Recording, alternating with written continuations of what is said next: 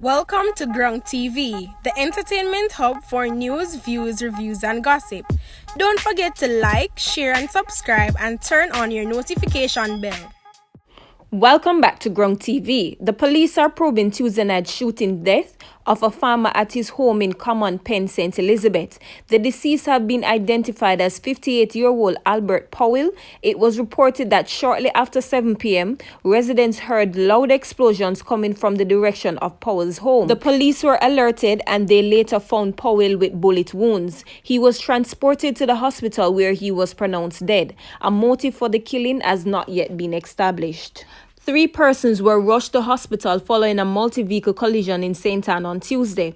A member of the St. Ann's Bay Fire Department told our news source that the incident occurred near the Mystic Mountain Adventure Park in Ocho Rios. Their injuries are not believed to be life-threatening. A video of the incident has been circulating on social media.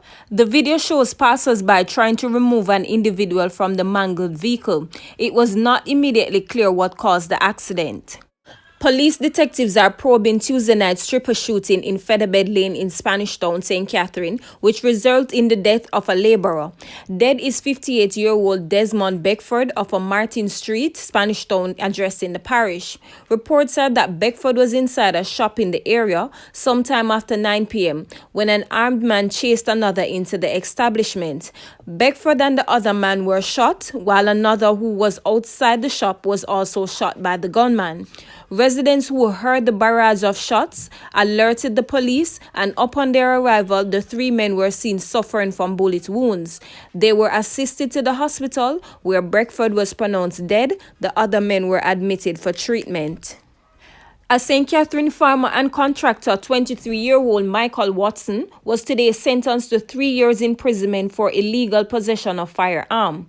Watson, who is from Hole Harbor, had pleaded guilty in the gun court in Kingston on November 3rd last year to the charge. Attorney at law Courtney Foster, who represented Watson, made an impassioned plea for leniency. Foster indicated to the court that Watson had found the firearm and was on his way to submit it to the police to receive a reward from Crime Stop program when he was beaten by cops and taken into custody.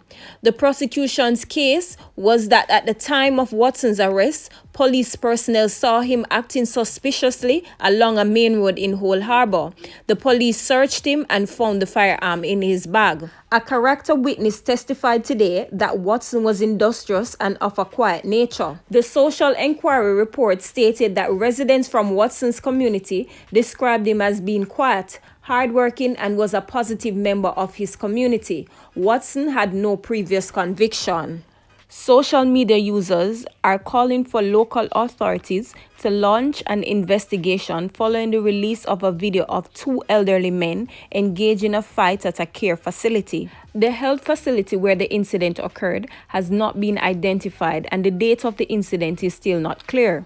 The Ministry of Health and Wellness has not commented publicly on the incident, but angry social media users are saying that if the incident is something that has not yet come to the attention of local authorities, they are demanding that a probe be launched. In the 30-second video, one of the elderly men is seen seated on a bed while using a walking stick to hit the other elderly man.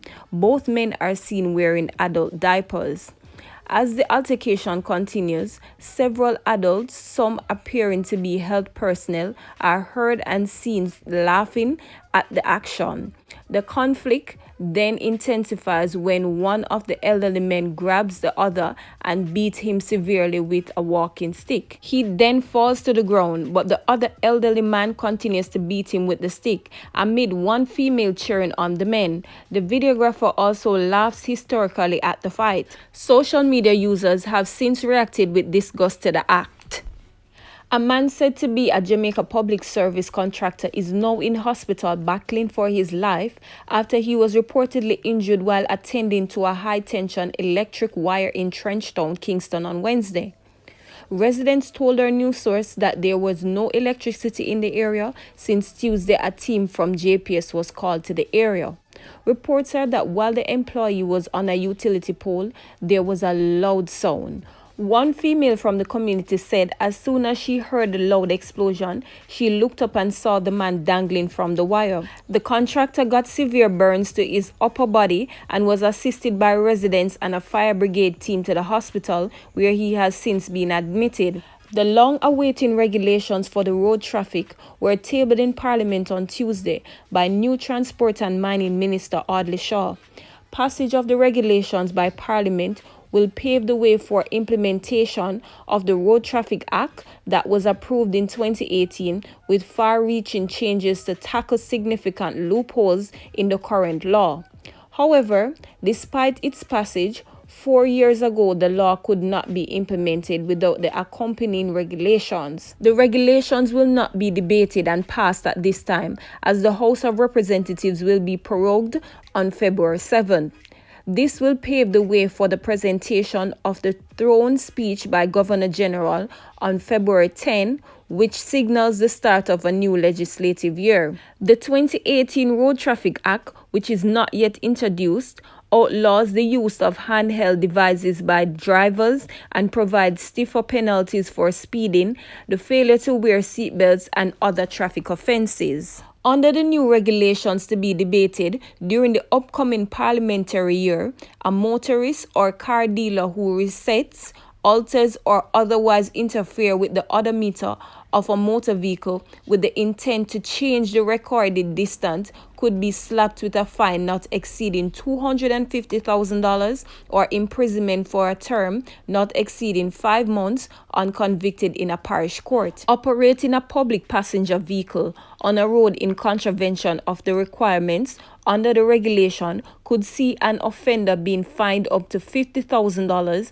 or a term not exceeding 1 month on conviction in a parish court. The regulations also set out stiff fines for persons who unlawfully interfere with an electronic enforcement device or its proper functioning. If convicted of this offense in a parish court, an individual could be fined up to $200,000 or be sentenced to a term not exceeding 4 months.